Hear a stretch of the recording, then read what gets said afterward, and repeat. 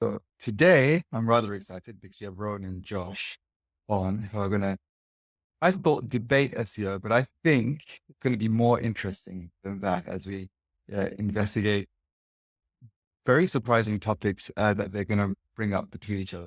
Um, shall I allow you guys to introduce yourselves like one by one?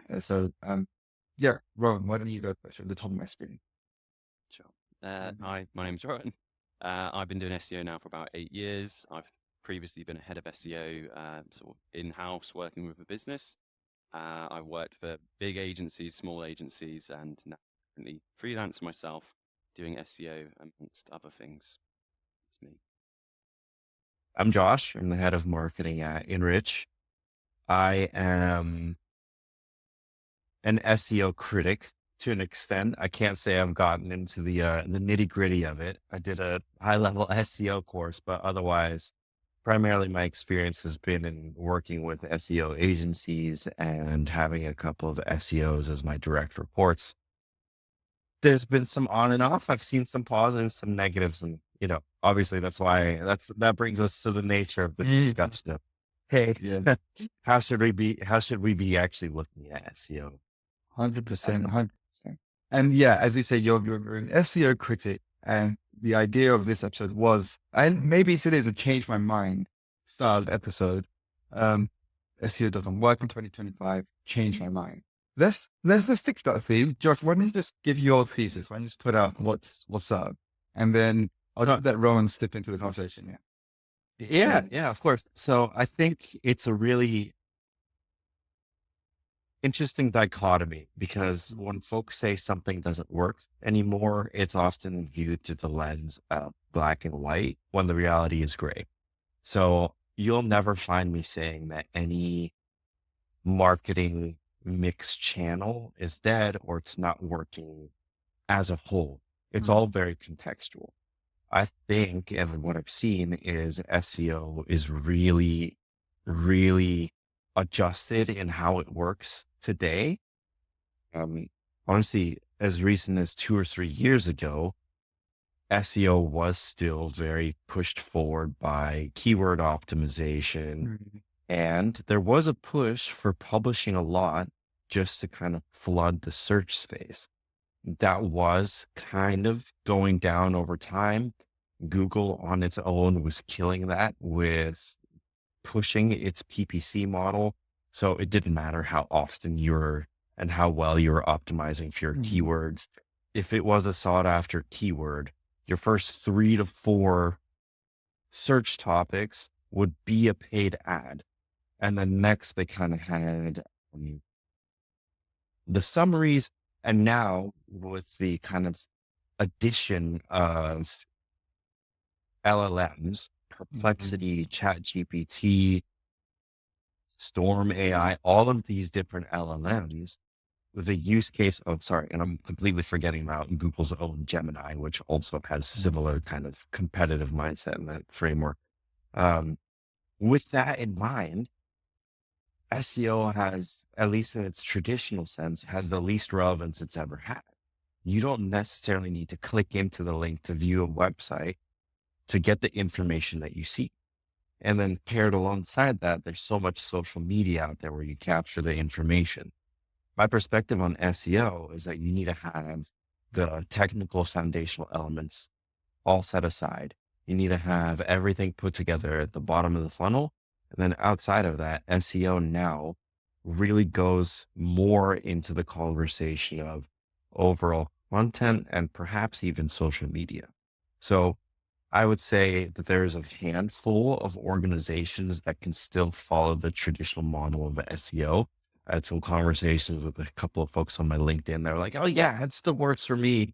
Like I'm still getting thousands of visitors per month and converting traffic. Like, cool. I'm glad that works for you. But 90 to 95% of businesses, especially SMBs and mid market, that don't have necessarily the budgetary resources nor time Mm. to compete in an already highly saturated market. Like let's say in N.Rich's use case, ABM enablement, that's super saturated.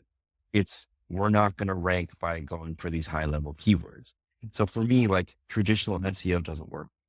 That's more or less my point of view. I think, of course, there's gray areas.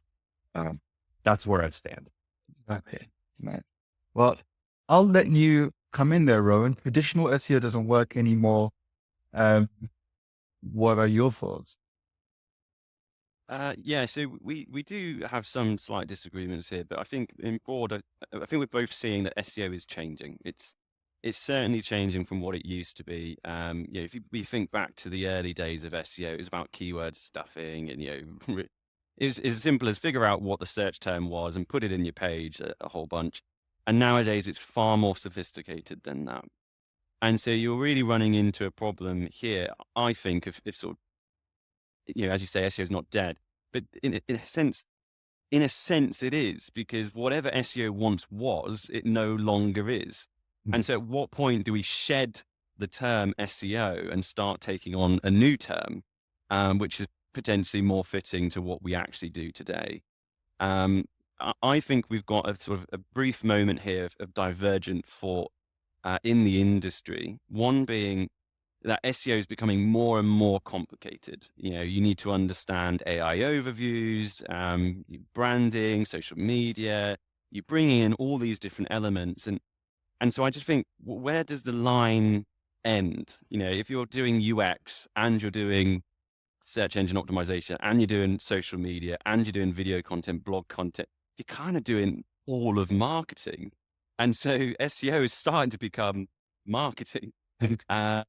And at a certain point, you have to draw a line, I think, and say, that's not SEO anymore.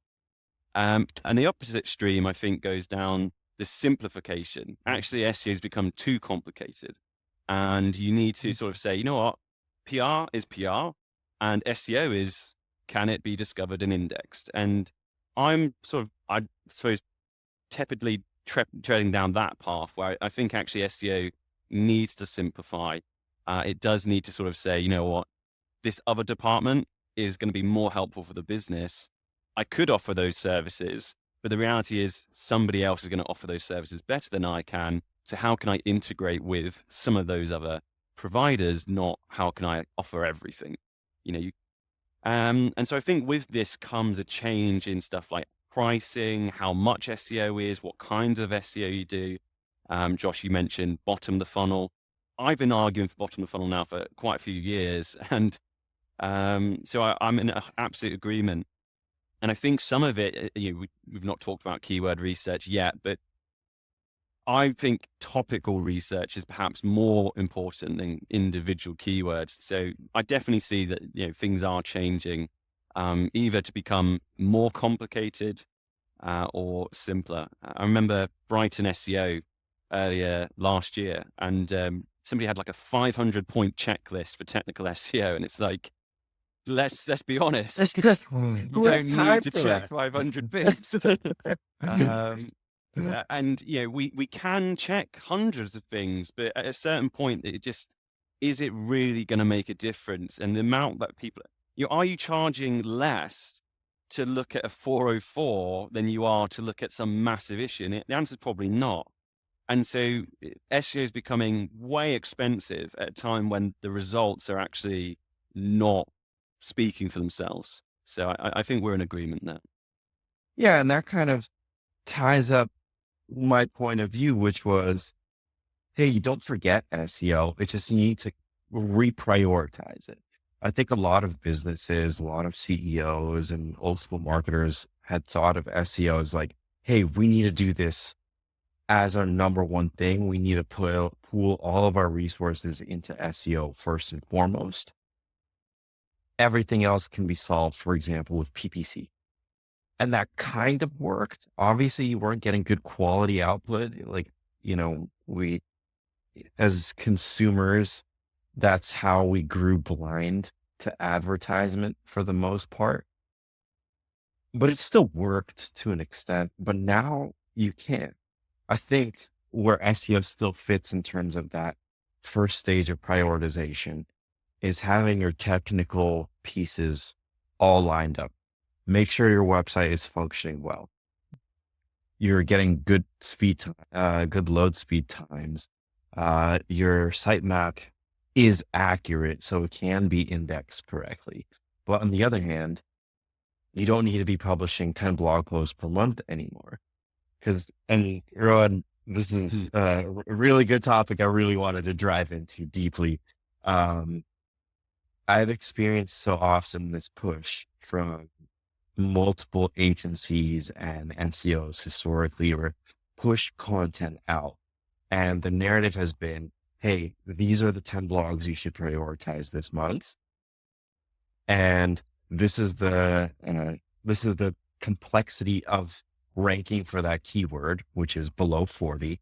But then the output of that is somewhere between 50 to 100 website visits per month. And to me, and mind you, out of these 10 topics, 8 of those were top of the funnel. So my question for these agencies always was, why are we investing so much effort into this output where each blog will cost northwards of 1,000 bucks, 1,000 quid, pounds, euros, dollars, whatever investment, whatever currency you're using. It costs a lot to create this content, and you're getting very minimal return on results in terms of old school metrics, which is website traffic. So why should we do that? And Rowan, I think you were telling me, all right, hey, there is the opportunity and the right use case to invest heavily into a blog like this. That's confirming well. Yeah. So I sort of tackle it from, again, I'm a consultant. I work with agencies and businesses that want to do SEO. And actually the trouble I'm having is convincing them not to do top of the funnel blog related content. Because in a sense, there's such a massive attraction to it. You know, it might cost quite a bit of money, but it's kind of actually low effort. To get somebody to do, you know, heading, couple paragraphs, heading, couple paragraphs, maybe an image, etc., and repeat. It's actually quite easy to do that. You know, to set up a camera and do some video recording for social media, or to, you know, do podcasts or something. It's quite a little bit more effort. Yeah, a little bit more thought has to go into it. And so I think people are really addicted to the blog rush, so to speak. You know, you can pump out 10 articles a month, you know, it's going to see some traffic increases. There's an addictive aspect to that. I know from my own instance where I have a personal blog, you know, where I talk about my faith, and I spent months working on this article, and yeah, the keywords told me I was going to get 40 people per month. Yeah, well, if I was position 1, there's 40 people searching for it, so I realistically would have got like 10 people to my website. But in the end, I didn't care about that. You know, I just wanted to write the article. I was so passionate about the topic, and so I did, and I put in an enormous, a disproportionate amount of effort. It's 14,000 words. It's, you know, just huge amounts of research. Really tried to be fair, and because I was criticizing an organization, so I wanted to really understand their view, represent their view well, and tackle the sort of social concerns, the economic concerns, and for me, the legal concerns of, you know, I'm about to, you know, say something about this organization and it could be disastrous for me legally. So I spent a great deal of time working on it. And I ended up getting, you know, hundreds and hundreds of people come into my website each month. I have people emailing me, contacting me to share their stories. BBC got in touch with me. They wanted to do a video and to talk about it. So, you know, I didn't seek any of that. I had something that I was passionate about and I wanted to say. And so I think blogs still have a purpose for a business, that you've got something you want to say, and or you've got staff and they have things they want to say. You can use it for that. From an SEO perspective, there's certain keywords where you definitely have to do long form content, but whether you're the right business to do long form content, I think is a different matter. If you have no financial incentive to write blog articles, then I wouldn't do it. So yeah, I do struggle with this, convincing people that they shouldn't do it. And then for myself, like I still do it, but I do what I want rather than what I think Google would like. But the qualitative element of that argument is the SEO that I'm saying we should push for a little bit further. And also the one that's converting the best. I mean, we had EEAT launching years ago, but now it's at next layer. You can't just, this is why I might have some issues with agencies and outsourcing this type of thing. They won't have necessarily the passion, the knowledge, or intent to do the research to be able to create a piece of content that will fight against the keyword odds and kind of convert. Whereas if you focus on, yes, as you mentioned, like you have those keywords that you're focusing on, then giving the proverbial microphone or pen to your subject matter expert or someone who's passionate on the topic, someone who's very knowledgeable on the topic, that's where it kind of converts. And in the same vein, that content piece isn't necessarily best suited for your blog. Who knows? It might convert a lot better as a LinkedIn article. Probably not, because they have the length limitations, but there's other areas where it will have so much more impact, so much more reach with your target audience than with the search engine.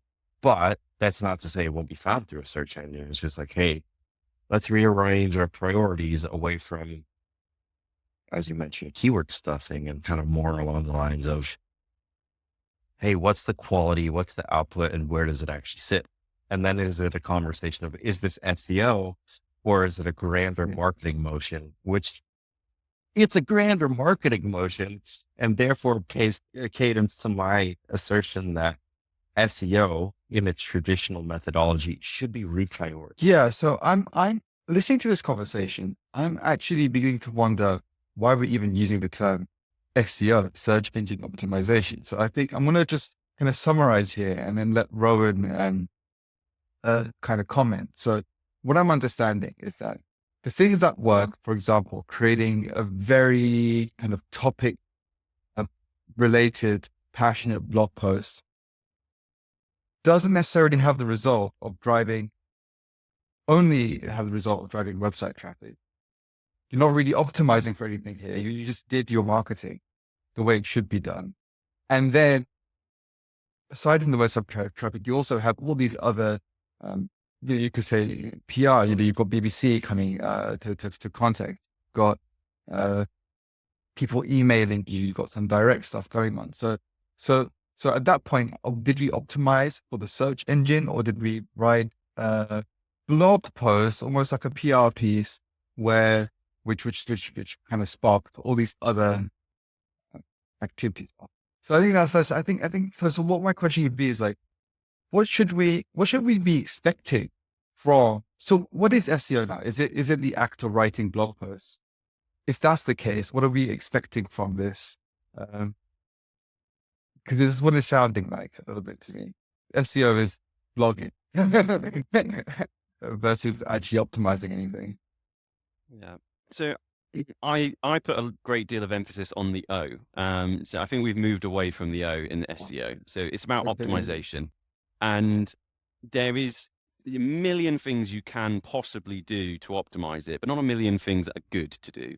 Or dramatically effective. And the amount that we're charging for the service we've had a gold rush, in SEO, and turns out it's running dry, and SEO is not going to provide as much value as it once did. It's now more competitive than it once was, more complicated, and so I think what we have to see is probably you will see prices come down in the SEO industry, I suspect, but the O in particular, just to come back to that, was, so I look at this, most platforms nowadays are designed to be optimized, inverted commas around that, sort of optimized out the block. So, Webflow, WordPress, Squarespace, HubSpot, Shopify, they've all got various little problems, things that you could do to further optimize it. But actually, you can be discovered, you can be indexed. And so there's not normally a major issue with websites. The closer you stick to the way the CMS wants to do things, the more optimized your web page is going to be. So often when a website's not optimized, it's actually because they've gone out their way to try and create something new. So maybe they wanted this really unique element on the website and oh, yeah, we'll go for it. And it wasn't supported by the platform natively. And so they created the unoptimization in the first place. So I think if you're using a CMS platform as it's intended to be used for what it's intended to be used, you should have no problems whatsoever with SEO. You then, as I say, if you start to customize, do something interesting, bespoke, you then have to start dealing with risk management. And I think that's a massive part of SEO is, I think the RSPC, is it RSPB, the bird charity, you can look at them on, Ahrefs, SEMrush, those kinds of tools. And they had a website migration, and overnight they lost like 150,000 keywords. So clearly there was a risk, and they did something interesting. I think it improved the website overall, but they hadn't taken into account SEO. Whether it was good traffic, whether it achieved their goals or not, I don't know. That would be something that they would know. But I just think if you stay within the constraints of a CMS, you're normally optimized anyways. So it does then move to content, and yeah. Wouldn't that kind of fall out? I mean, so first of all, I absolutely see how that's, that ties into technical SEO as a process, but it almost sounds like we're now getting into the category of UX and UI, which is not something that I'd ever historically thought of as an SEO function. That's more of a, hey, designer web development function, which obviously, in my entire experience, anytime UX UI had wanted to develop a new website element, they did need to pass it for an SEO to review to say, all right, is the code up to par? Let's check the page speed time. I'm forgetting the term. The first Content full paint. Yeah, there you go. First content full paint. Yeah, exactly. So SEO is there kind of almost as the QA for UX UI, but it almost sounds like you're saying, hey, the future of SEO may develop more into more of a purely content creation function, because historically you had your content agencies and then you had your SEO agencies, and they sometimes mix, but they didn't really always mesh together well in terms of qualitative. But it sounds like you're also saying the other arm where SEO needs to develop into is development side, for lack of a better description. Is that, Yeah, am I reading that correctly? That's more or less how I see it. Yeah. So I don't really know what to call it. I'm sort of toying with the idea that it's web experience optimization, something that's a bit broader. So I now, as some of my services targeting sort of small medium businesses, I offer web design, conversion rate optimization, UX UI, stuff like that, web analytics. So really trying to broaden the package, and SEO fits into that, because if I'm designing your website, I'm designing it to be SEO friendly. On the other side, yes, SEO, it's not strictly content. I wouldn't go so far, I suppose, but many platforms are optimized, some are not. So particularly enterprise businesses, where they've got Adobe Experience Manager, Salesforce, they're so easy to customize, and they do have, these enterprise businesses have these teams of developers, so it normally is customized. It's so easy to go wrong. For them, technical SEO is going to remain a massive thing.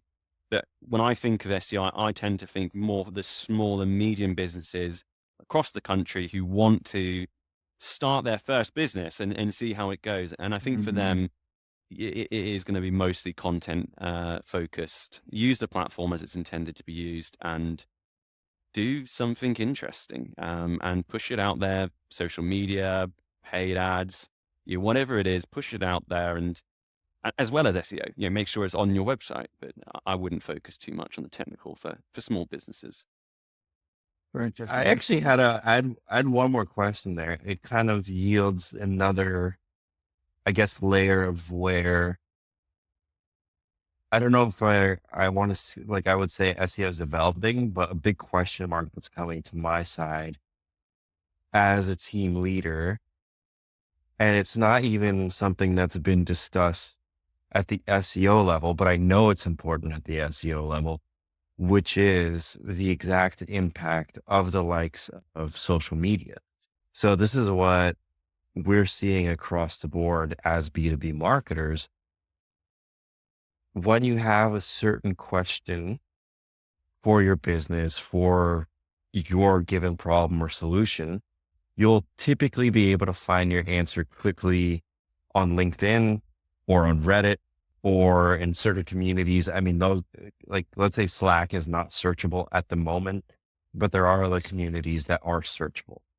So I've been looking at this from the perspective of, all right, how can I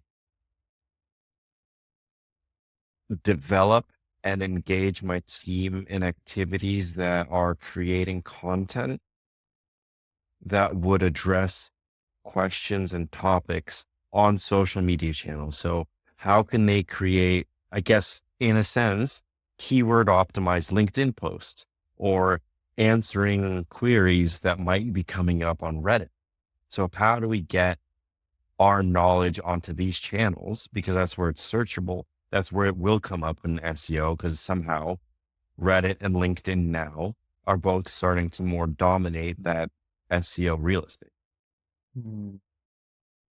Yeah, I mean, I don't want to comment on Reddit and LinkedIn too much because that's not where I would say my area of expertise lays. But the way in which I see this is I subscribe to Roger Martin's sort of strategy choice Kincaid. So if people are familiar with his book, Roger Martin's a great strategist, and he sort of focuses on, there needs to be a business strategy, which then cascades down to your marketing strategy, which then should cascade down into your social media or SEO or PPC strategy. And so for me, I just think that SEO should really understand in this business, what does SEO look like? To answer your question around should you post stuff on Reddit, LinkedIn? Yeah, if you should. What that looks like, I think, somebody better than me could probably comment on. But yeah, I would say people should be using those platforms if it makes sense for your business. Like if in your business strategy and your marketing strategy, speaking on Reddit or LinkedIn makes sense, go for it. And I don't think that's for everyone. I'm not trying to say if you want to rank in SEO, today you have to get a Reddit post, you have to create a sub community or whatever and do parasite SEO. I'm not saying that. It's, it may be that engaging your audience on LinkedIn or Reddit is better for you than creating blog articles, but why not? If you're going to create the article and put it on Reddit, why not also just put it on your website as well? So I would say it just needs to understand its position in the business. I guess that's kind of where I would like to, I mean, candidly, that's where I would like to see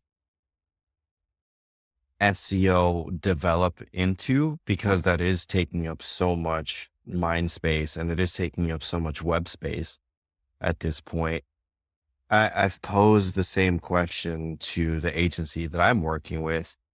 And to be honest, they had a very similar response. Like, hey, great. Like, we can maybe look into the keyword assessment. It's probably not going to differ too much from the general keyword assessment we're seeing on Google, but this is going to sit in your hands. But to me and to my team that doesn't have in-house SEO, it's like, all right, cool. Like, great. We're going to create content, period. And we're going to orient towards just kind of qualitative approach. But, I don't want to lean on, okay, I need a Reddit expert, or I don't want a LinkedIn expert. I mean, LinkedIn experts, it's a different topic, but the SEO element, or not even, I mean, it's still SEO because SEO is not Google. It's just the searchability of a given set of keywords. I don't necessarily want to immediately drive traffic to my website. I want to drive traffic to our thought leadership, our brand, and that could exist outside the website at this point.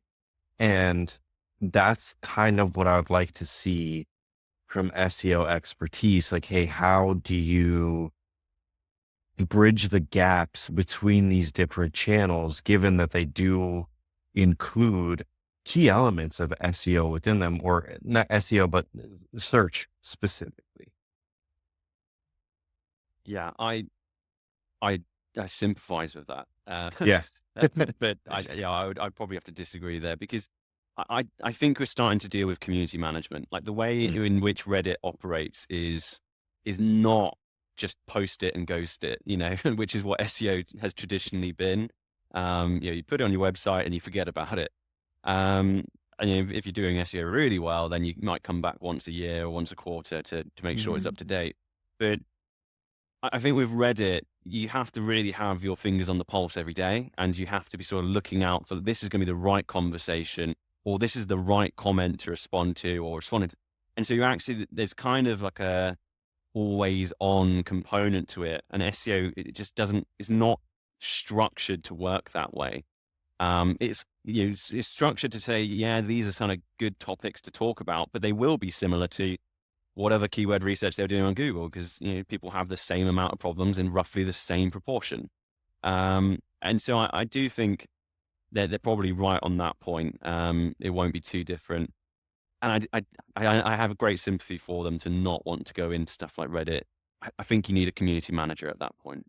Yeah, to me, that's kind of that's where the disconnect between SEO and rest of business is, because at least on the B2B side, uh, and especially in my space where we're marketing to marketers, all of our engagements are oriented around building trust with our target audience. And building trust doesn't necessarily being like available at the snap of a finger, but it does include the semblance of availability and responsiveness, instead of kind of set it and forget it for a quarter at a time. So that's kind of where okay, I'm good with having the technical elements set aside and then kind of making sure they're coming back and staying clean, doing the audits once a quarter, maybe more frequent depending on need. But for me, it's like, this is why I would prioritize these other channels, because, hey, that's where I'm going to build trust. And building trust isn't a set it and forget it methodology. It's hey, being there with the people. I think we're probably inclined to agree on that point. Yeah. In terms of like who owns that process, it's either SEO or community. Yeah. I would probably put it under community. Yeah. Because I guess when you come to SEO, yes, you can talk about search engines, and this app has search functionality. The British Library has search functionality. Yeah, am I optimizing your business for the British Library kind of thing? No. And so there is clearly different search engines value different things, and so in Reddit's terms, it's actually understanding the community. What they value, what they find interesting. Whereas SEO is traditionally, algorithms, how do they process language, the relationships of, backlinks and stuff. So it's not that SEO couldn't do that. It's that it hasn't historically done that, whereas social media has. And so actually it'd probably be an area where SEO is not well equipped to take over. Social media is probably more equipped to do so, I should imagine. So, one last question, and I think I will move to concluding thoughts on this. And I think there'll be more conversation coming up. So I think this is great. But so what should we be expecting from SEO nowadays? What should we? I don't know. Let's start with Rowan again, and then go to Josh. What we should be expecting from SEO. Yeah. So it's kind of my SEO for 2025 predictions, really. Mm. So, well, I've not done these, but I don't think AI is going to have as much of an impact as it has done, so to speak. I do think people should move towards the bottom of the funnel. I really am advising businesses to stop doing top of the funnel stuff.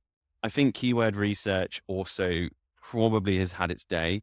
I'm not saying it's not useful. It's definitely beneficial, but I wouldn't do it for all businesses all of the time.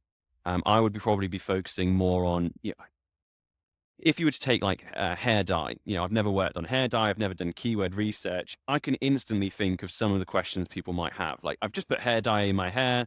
I'm feeling burning. What should I do? And I don't need to be a person that's had loads of hair dye in my hair to understand that's a real problem. And so I'd want to create some content to answer that. There's different prices of hair dye. You can go to a salon and get something really, really good, or you can go to Boots and get something that's functional, but and so what's the difference? And that's a question that people are going to ask. What's the difference? Is it worth it? Does one last longer than the other? So you can kind of think about what those topics are without ever doing research. How many people are searching for them is kind of irrelevant if your whole business is selling hair dye, because you want to answer their concerns about your product. So I think it's some of this becomes just intuitive and obvious. And I think that's where SEO should go. What I'm seeing on LinkedIn is really digging in, really focusing on arguing that SEO is all about ROI, that you've got to fight to, don't do blog, don't do. Well, I think ROI is completely wrong for SEO.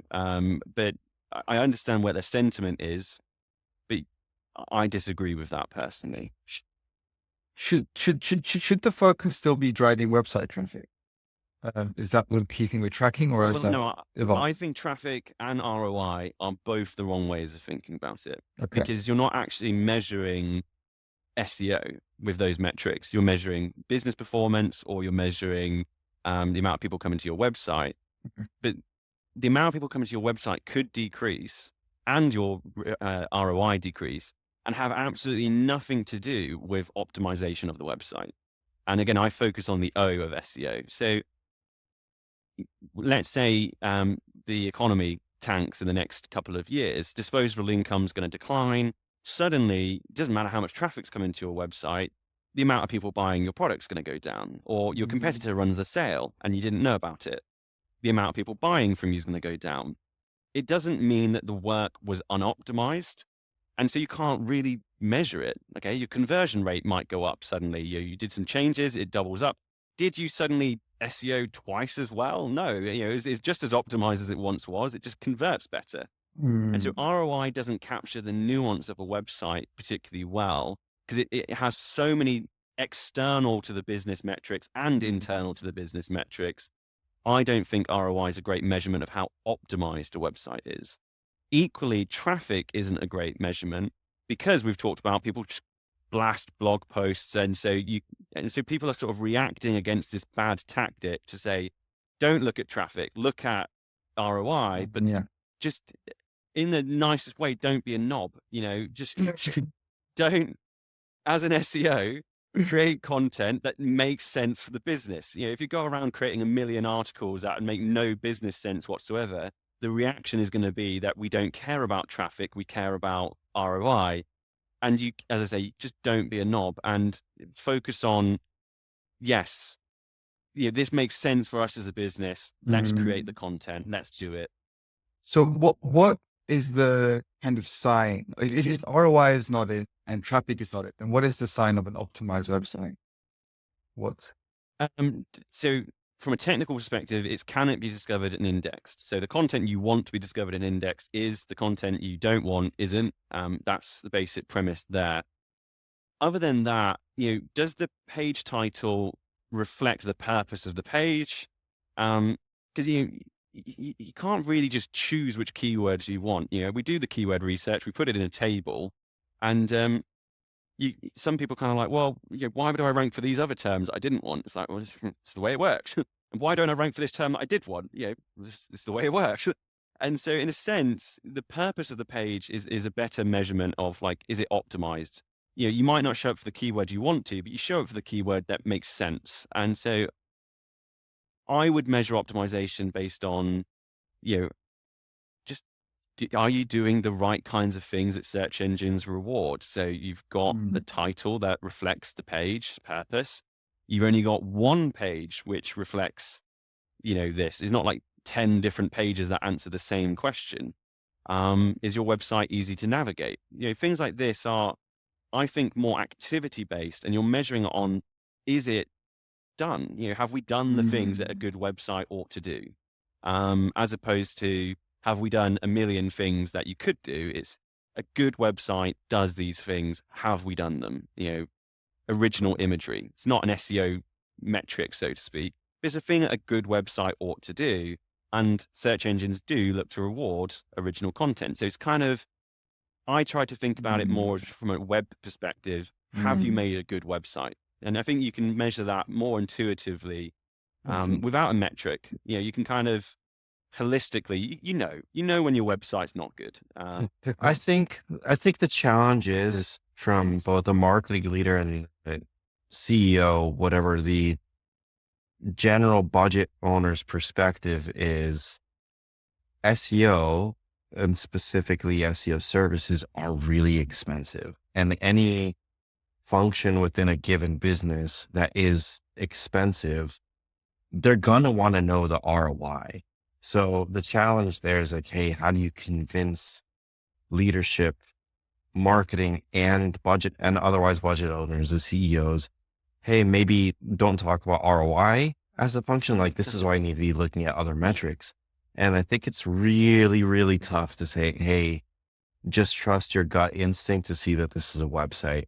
Like my takeaway from that was, all right, maybe we can think about this, positioning it as a brand awareness thing. Like okay, you don't want to look at web traffic, but maybe think about reducing bounce rate or increasing conversion rates.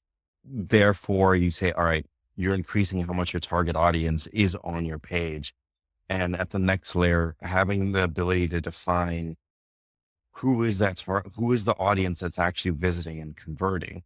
So to me, I think as a leader, it'd be very, very difficult to pull back from measuring any individual channel, not just SEO, but any channel, pulling it away from ROI some way, somehow. Obviously, I think there's some leeway in terms of time for return on investment when you're talking about things like brand. Like, no one expects a brand play to bring return on investment within 12 months. I think if you can position and you educate the audience that SEO has that similar perspective as brand, then it might be a better play. But I don't think you'll ever be able to convince anyone that SEO shouldn't be measured on ROI. It's just too big of a push, especially at its current cost model. But I think looking to the future, Rowan, you addressed a really good topic as well, which is stepping away from keywords and focusing on the questions. And I think that also addresses the kind of topic of AI orientation, because I think historically most people now are thinking about AI from the perspective of ChatGPT and Gemini. But the way that I'm looking at it, because this is the search tool I've been using the most lately, is Perplexity, which kind of balances both elements of AI and traditional search. And the benefit is Perplexity always includes includes sources. So there is that capacity for click through and getting back to your original site. So it's oriented more, in my opinion, around answering specific questions instead of addressing keywords. Because if you're answering a specific question, that's where it all ties together. Otherwise, feature of SEO, I think, chat to your question, I answered it throughout the topic, but I think the ecosystem needs to be adjusted. SEO is a technical matter. Maybe that's more web experience, as Rowan addressed, or perhaps addressing queries. So Reddit's, LinkedIn, Quora, what have you. So that kind of, I can imagine that encompassing the SEO conversation. Right. Rowan, any last thoughts on that? Yeah, I think the ROI point with SEO is particularly difficult because you don't have a way of actually measuring. So, particularly with many businesses, you can't immediately measure. They came to my website, they bought a thing. So if you take like mortgages, for example, on a bank, no one comes to a website and they say, oh, they've got such a great mortgage rate. Let me buy a house right now. And so you can't really measure the ROI in certain business models. But also the big way that ROI is measured in Google, and particularly with businesses like that, is often to think about, if you're in this position right now, we estimate you're going to get this much traffic. If you move up to this position, then we estimate you're going to get that much traffic. And so there's an incremental value there. But oftentimes when businesses are doing ROI for SEO, what they're actually saying is, we charge you, let's say £4,000, but you're making £40,000. So that's a 10 times ROI. And that's not what ROI is. And because actually, if you got rid of the service altogether, you'd probably still make £40,000. You might make £38,000 in a couple of months' time, a year's time. And so really ROI is just the difference between what you would have made if you didn't bother and what you would make if you do bother. And that's often not in the favor of SEO. And so I would say ROI has been a bad measurement for SEO for a very long time. And actually, I think there's a number of quite well-respected people out there that would say ROI is bad for every business to be looking at.